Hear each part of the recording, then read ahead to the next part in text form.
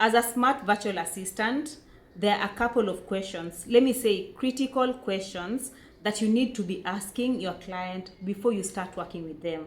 And I'm insisting critical because without answers to these questions, your work is going to be very tough. Or rather, you're going to be disturbing your client every time. Hey, can you tell me this? Can you tell me that? It's easier for you to get all these answers at the beginning of your working relationship. And besides, it also makes you look very organized. So in this video, I'm going to list all these questions to help you better prepare and to make you appear as a 10 out of 10 virtual assistant that you are. But before I even go there, I want you to relax. It's not a matter of life and death. And the best part is you're going to be working as an extension of your customer or your client. So for the most part, you guys are going to be talking.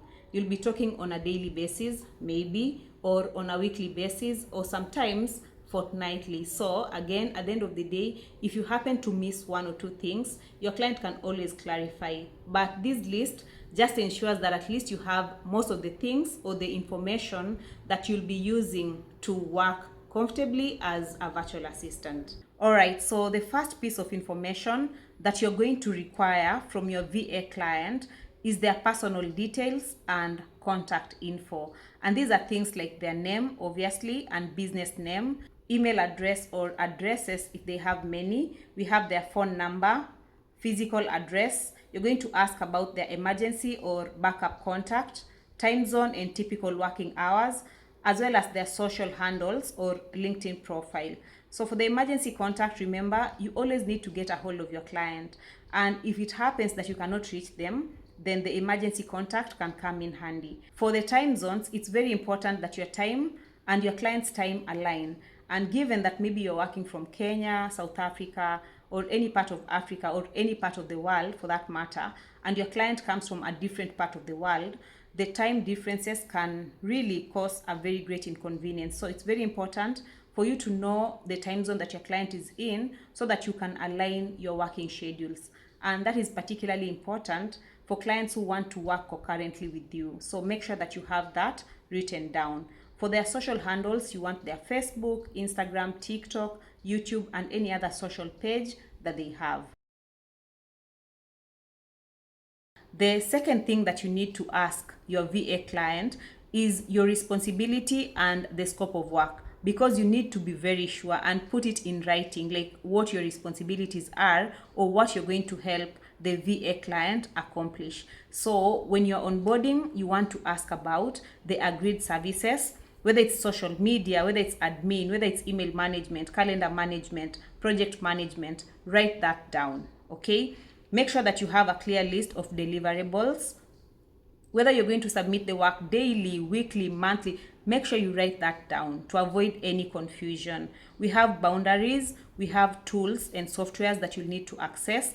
So sometimes the client will have tools that they want you to use. It could be Canva, Asana, Slack, Google Workspace, ClickUp, Calendly, Monday, like Trello. Any tool that they are using, you want to note that down.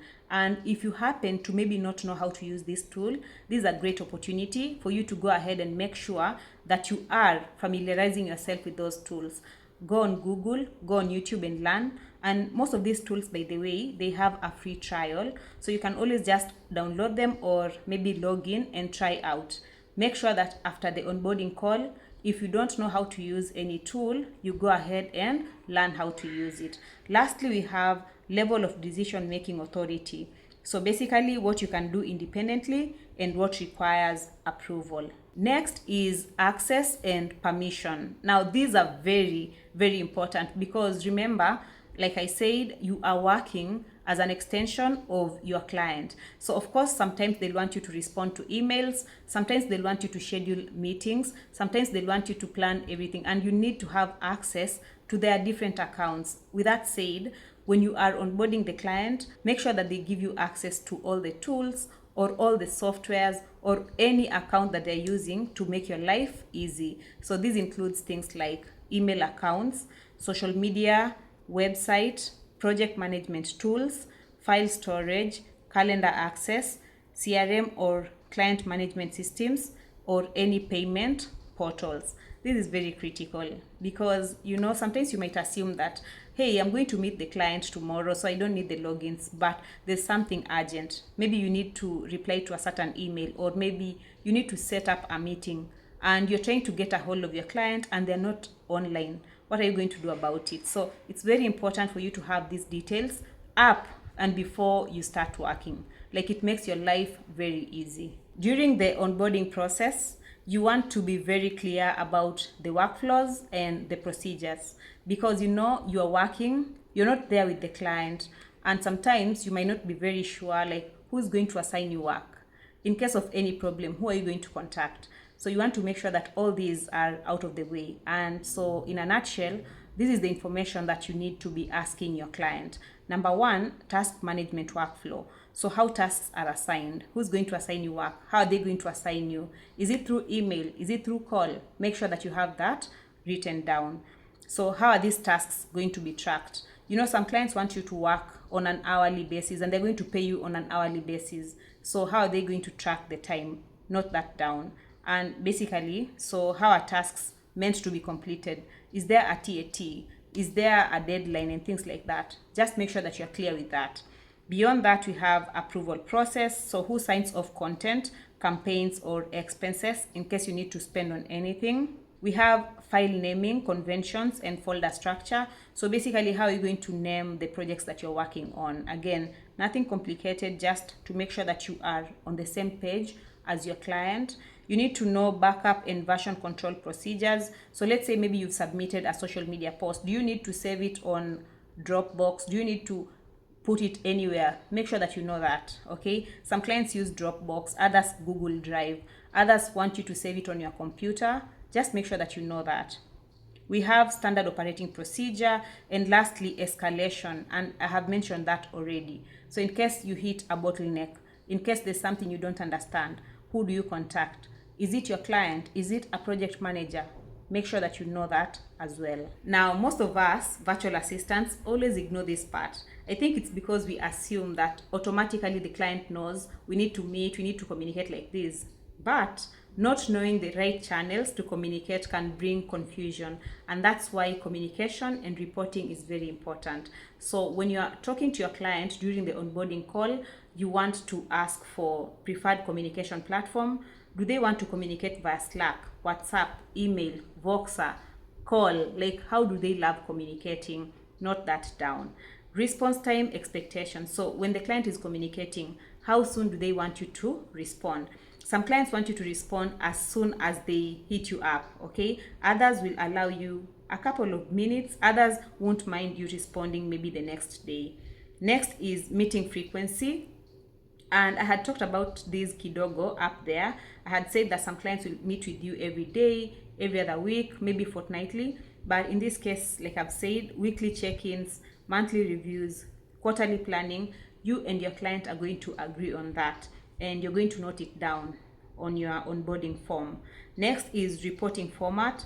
We have dashboard, written summary, spreadsheet, Loom videos. Some clients use tools like Slack. So you should just be able to report things on the dashboard. Does the client prefer that? If yes, you can note that down. Do they want a written summary? Or do they want spreadsheets? Or do they want you to explain everything on a Loom call? Make sure that you have that down so that anytime you're reporting, you're going to use that exact format that they prefer. Lastly, we have emergency protocol. So I've said what's considered urgent and how to flag it. In case there's something urgent, how are you going to let the client know? How are you going to escalate the matter? You need to be very clear about that. Like, are you going to call? Are you going to rush to the dashboard? Make sure that that is clear and noted down.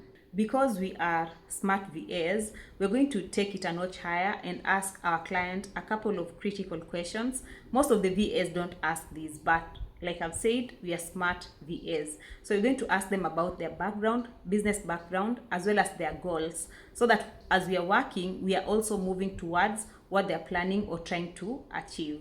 So a couple of questions that you are going to ask your VA client include elevator pitch, like what their business does. You're going to ask about their mission and vision, key products and services that they are offering, right? You want to know that. You want to know their target audience and their customer profile. You want to know their short-term goals. So within the next 3 to 6 months, You want to know their long-term goals as well as their current pain points that they want help with. Do they want you to help them write emails? Do they want to rank on Google pages? Do they want to convert more prospects into buying clients? What do they want? What is their pain point, and how can you help them? So basically at this point, you're just going to note those things down so that as you're working, at least you have a rough idea how you need to be helping your client accomplish their short-term and long-term goals, as well as overcome their pain points. Other critical details that you can ask your VA clients include their branding and content guidelines, and this is if applicable. So basically you want to ask about things like brand voice and tone guide. You want to ask about logo files, color palette, we have fonts. You want to ask about approved images. You want to ask about templates for social media if they have, list of brand hashtags if they have any specific hashtags that they prefer, if they have any keywords, and you also want to have competitors' do's and don'ts. Now, this might seem very trivial, but if you think about it, sometimes the client might ask you to do something like write a blog. So if this blog is to rank on Google, you're going to need keywords. Are you going to keep asking the client, so what keywords, what keywords? Sometimes if they give you a guideline as to which keywords they love ranking for, then it becomes a bit easier for you to know what to do.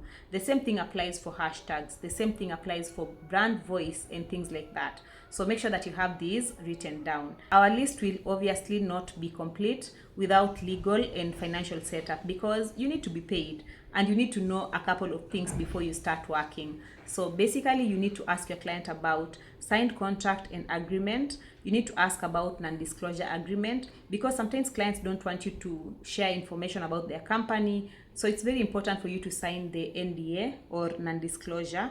We have payment methods. How is the client going to pay you? Is it through PayPal, Wise, bank transfer, Stripe? Make sure that you note that down. Next, we have invoicing schedule. Basically, how soon or how often is the client going to pay you?